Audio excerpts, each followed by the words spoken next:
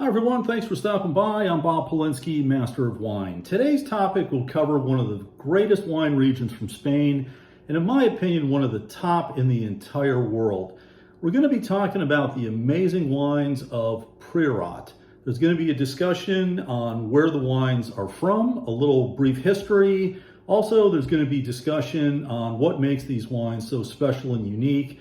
Then there'll be a tasting of a benchmark example, and I'm also going to provide several suggestions that you can search out for your cellar. To give you an idea of where Priorat is located, it's up in the northeast part of Spain. It's tucked a bit inland from the Mediterranean near the town of Tarragona. Just a bit to the north is Barcelona, and if you were to drive south a couple of hours, you would be in Valencia and then Alicante. This is steep, rugged terrain with a hot, arid growing season and limited winter rain. Many of the vines are bush pruned. They're freestanding, they're old, twisted, knotted. The visible part above ground is actually much smaller than the root system that's below ground. The soil here is low in organic matter, and as an end result, the yields tend to be very low as well. The soil is primarily made up of slate and quartz. It's the type of soil that retains heat for a long period of time. I recall being there a few years back and walking through a vineyard hours after the sun went down. You could still feel the heat radiating up from the surface. Most of the vineyards in Priorat are on steep slopes, and the surface is very rocky, very rough. It's tough to walk. You absolutely need to have a great pair of shoes. But because of the steep nature of the vineyards, machinery is rarely used. It's primarily work all done by hand. As is the case with many vineyards in Europe, there is a link to monks establishing vineyards in a particular area. Well, it's the same case for Priorat. In this case, it ties back to the 12th century.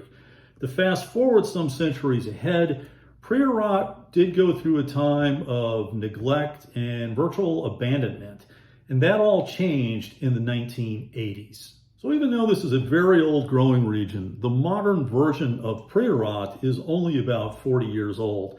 I remember when I entered the wine trade about 40 years ago, Priorat was something that was virtually non-existent. Now, what is it that you can expect to find with the wines of Priorat? Well, within the Spanish classification system, there are two regions that are at the very top of that pyramid. That's Rioja and Priorat. Now, it's not to say that these will always be the best wines from all of Spain, but it is a general indicator of overall quality. But there are always going to be plenty of exceptions. Now, in my view, as a general rule of thumb, Priorat has the highest quality standard of any region within Spain. As for the primary grape varieties used in Priorat, there are two that are major, and that is Grenache or Garnacha, and the other Carignan or Carignan. Now, depending on where you're at in Spain, those names will vary, but Grenache is really the core of that wine. And when you think of where Grenache is used around the world, where it also plays a very much of a front and center lead role, really it's only the southern Rhone, places like Châteauneuf-du-Pape and Gigondas, Vacqueyras, and so on, where Grenache really plays a major front and center role. It is used in some other places around the world, but it's much more of the exception. You can find some amazing old vine Grenache in regions in Australia. And there's also a few examples in California where Grenache takes a very much a front and center role. The other grape variety, Carignan, oftentimes that is a supporting role most everywhere around the world. Oftentimes it's used for bulk wine. It's producing massive quantities of so-so wine at best.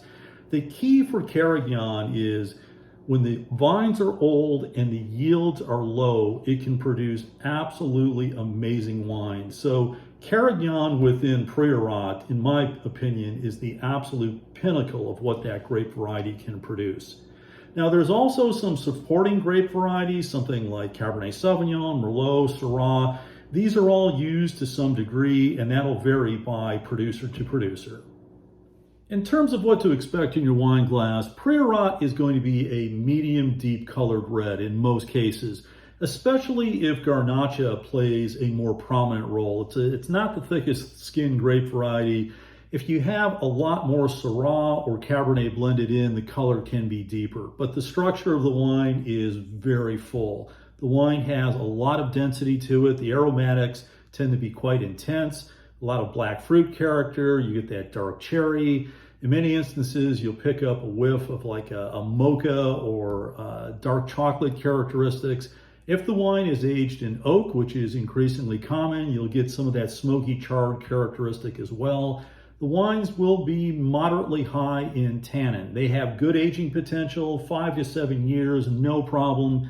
A decade or more in many instances would not be a stretch at all.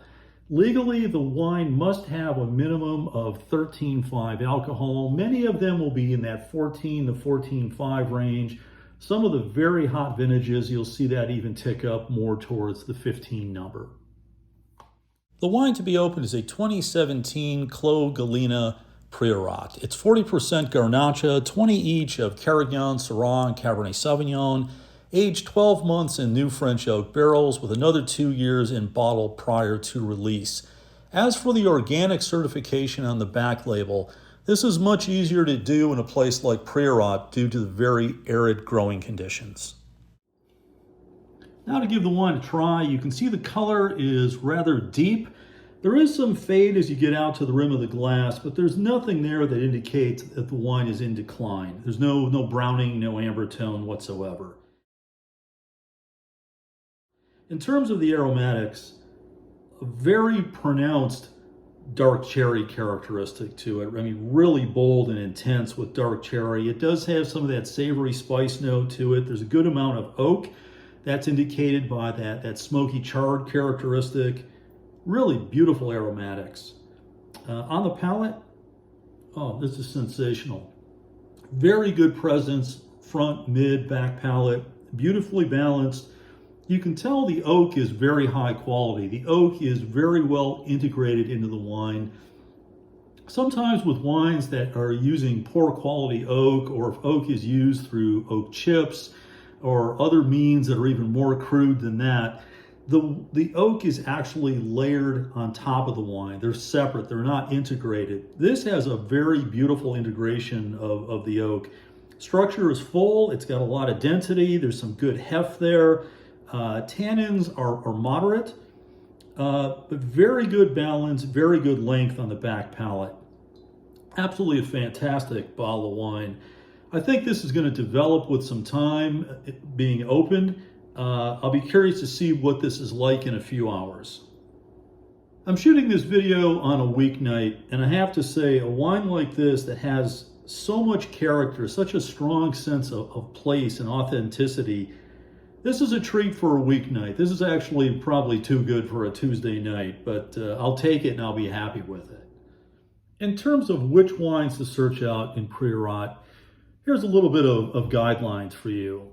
The vintage over the last 10, 12 years has been remarkably consistent there. Sure, there are some stylistic changes a bit from vintage to vintage, but there really haven't been any poor years there in a long time. You'd have to go back to 2011, 2010, and there were some marginally poorer vintages. So the current vintages are all going to be very, very solid. Price points will generally start at around $30 US. They'll tick up north of $100 without a whole lot of effort. In terms of quality and comparing these wines to some of the more iconic, high-profile wines around the world, Priorat certainly is not cheap, but in my opinion, they're actually very good values when you look at some of the other wines around the world. Be sure to check out the description posted below. There I'm going to include a list of several Priorat producers that are worth searching out. One point to be aware of is the alcohol level. Because this is an arid, hot place, sometimes those alcohol levels can tick up. And if they tick up over 15%, I would look at some other options, because I think in many cases the wines don't have the balance that they should have. The one that I'm drinking now at 14.5 is just spot on perfect. Absolutely love it. Hey, I thank you so much for staying to the end of this video. If you haven't subscribed, please consider doing so. It would help this channel immensely. And until next time, I'll see you somewhere out in the wine world. Cheers.